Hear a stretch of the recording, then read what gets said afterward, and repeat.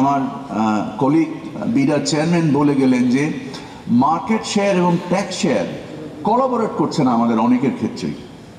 আমরা কেন? কারণ যদি আমরা একটা ন্যায়ভিত্তিক ব্যবস্থা প্রতিষ্ঠা করতে পারি, একটা যদি লেভেল প্লেইং ফিল্ড আমরা প্রতিষ্ঠা করতে পারি, আমি নিশ্চিত যেটা সকলের জন্য, সামগ্রিকভাবে দেশের জন্য, ব্যবসার জন্য।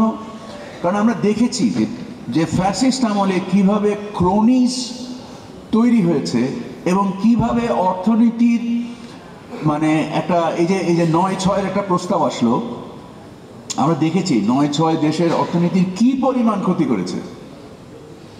এবং এই যে ব্যয়ের মহোৎসব করে আমরা এখনো মন্ত্রণালয়ে বসে দেখতে পাই যে বিভিন্ন অপ্রয়োজনীয় প্রকল্পে যেন মনে হয় যে মানে ব্যয় করাটা একটা মানে একটা ঈদ পালন করা আর কি, মানে এমনভাবে ব্যয় সৃষ্টি করা হয়েছে যে যার কোনো প্রয়োজনই নাই।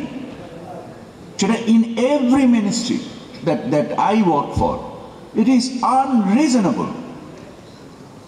তো আমার কথা হচ্ছে যে আমরা দায়িত্বশীলতা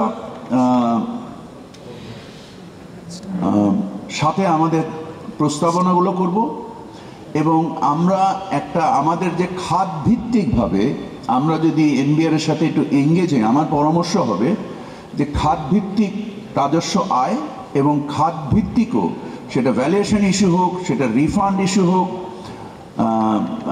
সেটা মানে অন্য কোনো ডিসপিউট সেটেলমেন্ট হোক, আমরা যদি একটা কালেকটিভ এঙ্গেজমেন্টে যেতে পারি এবং দুইজনের মধ্যে একটা আস্থার সম্পর্ক তৈরি করতে পারি, তাহলে আমরা ট্যাক্স জাস্টিস তৈরি করতে পারবো। মুক্তবাজার অর্থনীতিতে যদি ট্যাক্স জাস্টিস স্ট্যাবলিশ করা না যায়, তাহলে সমাজে দুর্বৃত্তায়ন হয়, দুর্বৃত্তরা ক্ষমতায় আসে এবং এই ক্ষমতায় এসে এমন একটা অরাজক পরিস্থিতি তৈরি করে, সেটা আমরা দেখেছি। ব্যবসায়ী পরিচয় দিতে অনেক সময় তো লজ্জাও লাগে। বিগত পার্লামেন্টে যেভাবে ব্যবসায়ীরা প্রতিনিধিত্ব করে দুর্বৃত্তায়নকে একটা সাংবিধানিক মানে মানে একটা দিয়ে ফেলেছিল, মানে মোটামুটি একটা পরিবেশ দিয়ে ফেলেছিল।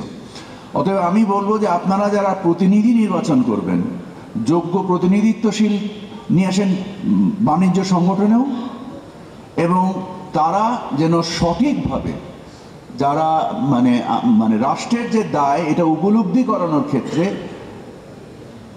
অ্যাপ্রোপ্রিয়েট প্রেজেন্টেশনের মাধ্যমে, মিনিংফুল এক্সচেঞ্জের মাধ্যমে আমরা যেন উত্তরোত্তর একটা ন্যায়ভিত্তিক সমাজ তৈরি করতে পারি সকলের জন্য। সেই আকাঙ্ক্ষা নিয়ে আমি আজকে আমার কথা শেষ করবো। আসসালামু আলাইকুম রহমতুল্লাহ।